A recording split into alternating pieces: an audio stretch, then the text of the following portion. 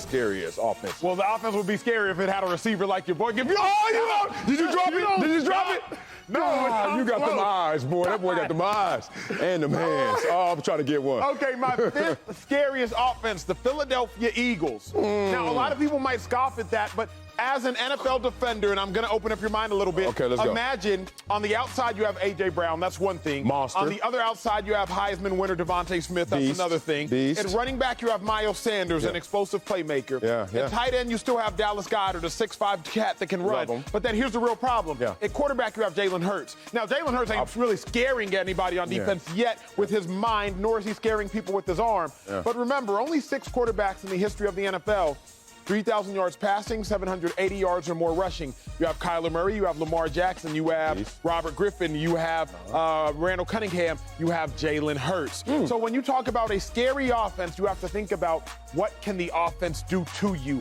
How can the offense inflict pain on you? If you're worried about Brown, if you're worried about Smith, you have to also be mindful Jaylen Hurst might just keep it himself. To me, as a former defender in the NFL, scary. Fourth scariest offense, Kansas City Chiefs. All right. Only because of Patrick Mahomes. 151 touchdown passes over the last 4 seasons. Now, they are not nearly as scary as they usually are. Typically, they'd be in my 1 spot. But when you lose the scariest offensive player, non-quarterback, in Tyreek Hill, that drops you down. I think Mecole Hardman will be somewhat of a replacement, but he just can't do what Tyreek Hill can do. For that reason, I only got the Chiefs at 4. Only 4. My 3 spot, Tampa Bay Buccaneers. Wow. Tampa Bay Buccaneers. Oh, no, that Fox, Tom Brady coming, so now you're like, oh, move them up. They're at my 3 spot because they still have Mike Evans. Still got Chris Godwin, Leonard Fournette. He decided, you know what, let me come back. When I think about scary offenses, I think about offenses that are versatile. An offense that can light you up through the air, which the Buccaneers can do, and an offense that can still rush for 100 yards. You are not scary to me if you are a one-trick pony. And the offenses I have here, for the most part, are not one-trick ponies. So you're not that intimidating to me if you can only do one thing well. Bucks can do a few things well. Okay. My number 2 scariest offense.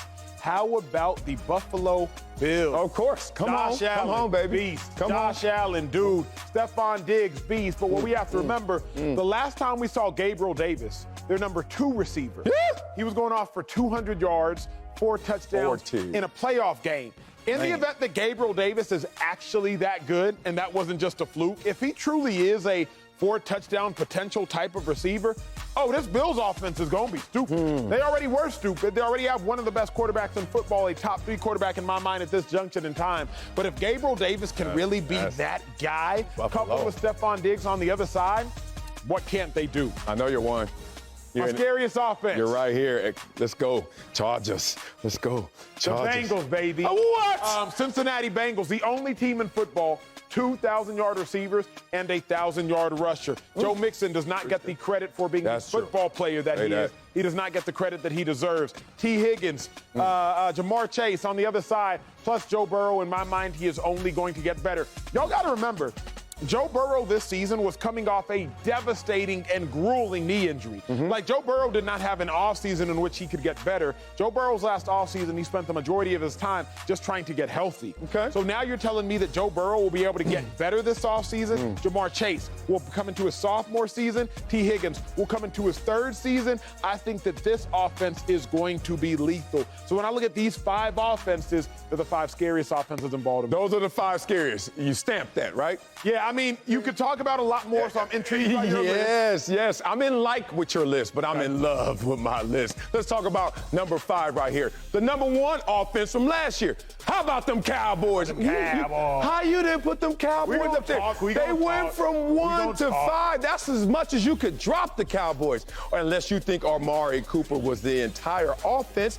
Yeah, they're going to take a hit because you got to find your number 2 now because Amari Cooper's out the building. But CeeDee Lamb, let's continue to see his growth. Dak Prescott, continue to see his evolution. And finally get over the hump, Cowboys. At least you're going to put up some points. Let's go with number 4. I'm with you, Kansas City Chiefs. Like, Tyreek Hill's not in the building, but I still believe in Andy Reid, his system, and the fact that last year we saw Patrick Mahomes throw a touchdown pass to 11 different players. So Patrick Mahomes going to spread that thing around a little different this year because you don't have that guy taking the top off the defense. Let's go with number 3. You forgot. If Kyler Murray stays healthy, these Cardinals going to be special. D-Hop ain't there first 6 games. Hey, he ain't there why first 6 he not? games. He not going to appeal? Let me stop. Okay, here's the thing. They did score 7 different games, 30 points or more. You got to respect them. They were undefeated before injuries started to take them out of the conversation of being real contenders. I like the offense. They are loaded. They even go out there. You got Hollywood Brown just to kind of make up that gap until you get D-Hop. Then you got D-Hop and Hollywood Brown. Oh, something special out there. Number 2, Buffalo Bills. You're right. Look at you and I. It's kind of chemistry up here. Josh Allen, Stephon Diggs. I ain't got to say that much more. This team is ready to do it. Kansas City Chiefs, Buffalo Bills, AFC Championship game. We'll see. But there's another team that's out there that's talking some noise. Who's my number 1, Acho? Who's my number 1? Come on. What offense looks the best? What offense has the best quarterback in the NFL right now? Herbie. L.A. Chargers, don't lie. Mike Williams had 1,100 last year. Keenan Allen had 1,100 last year. And they still weren't even playing their best offensive ball. You talk about that, Austin Eckler doesn't get the credit he deserves because he doesn't look the part. But let's talk about his production. Let's talk about how he is in the red zone. You look at this offense all around. You talk about the Cincinnati Bengals. Look at these guys on the Chargers. They're the number 1 offense. Okay, let me state my problems with your list before I ask for your problems with mine. All right. My biggest problem here, Arizona Cardinals. My biggest problem because, remember, DeAndre Hopkins missing the first 6 games. Hollywood Brown, is he going to be a number 1 in Arizona? That's a lot to replace. DeAndre Hopkins isn't just a great receiver. He's a red zone threat. Hollywood Brown is just a deep threat at this juncture in his career. Now, Hollywood Brown was Kyler Murray's quarterback in college. I get they have that connection, but this is probably my biggest problem with your list. The Chargers being the best, the scariest offense in football would be a problem. Top 5? How? Okay, let's go. Joe Burrow or Justin Herbert? Come on, man, don't do that. You know I like Burrow. I know you do, and I like him too. But we got to be objective about these things. Okay.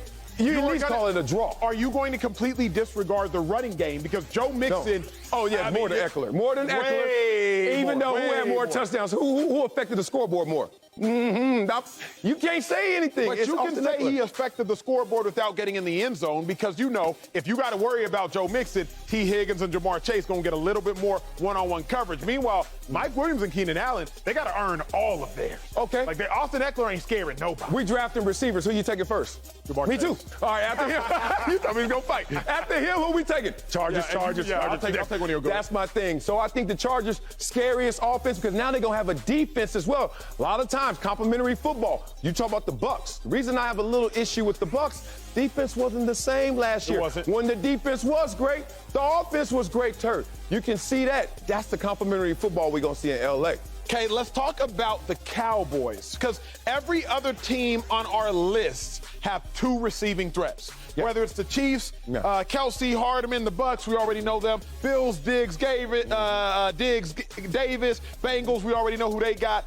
Cardinals, we know when D-Hop is back. Chargers, you just talked about it. Cowboys are the only team that only really has one guy that puts feer in your eyes. Because Michael Gallup coming off of a knee injury. Ain't no fear there. Why you still got the Cowboys? Because they were the number 1 offense last year, and I was just watching them week in, week out, saying you're not playing up to your capabilities. Why?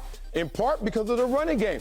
Ezekiel Elliott, Tony Pollard, they didn't fully utilize that running game. That's going to be their support system while they find that number 2. CeeDee Lamb, to me, is a number 1. He has to go out there and prove it, but he had number 1 numbers last year with Amari Cooper on the roster. Someone else is going to have to replace that production from Amari Cooper, but let's get more out of our running game. And Dak Prescott, you already know, greatest leader for this team, certainly. And through all of it, Dak Prescott, I think, could lead them to the next level. Now, neither of us have the Rams, and the Rams just won the Super Bowl. I know my reasoning, but what was your logic? My logic was this. I want to see Cooper Kupp do it again on that level, 1.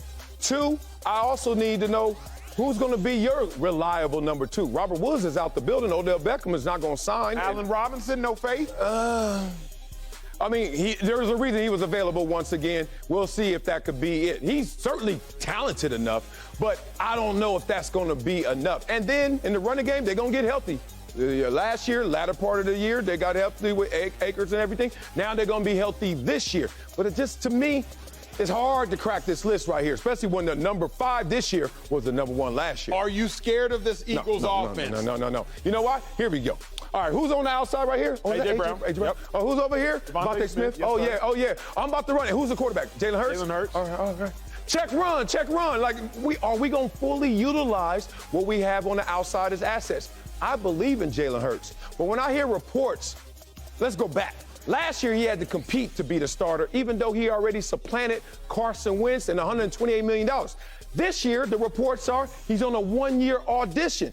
That does not make your starting quarterback or potential franchise quarterback feel comfortable. Is he going to force plays? Is he going to try to use what he has in terms of resources, which he knows he can depend on his running game and depend on his legs? I just wonder what the numbers going to look like on the outside, even though I know the talent is certainly there.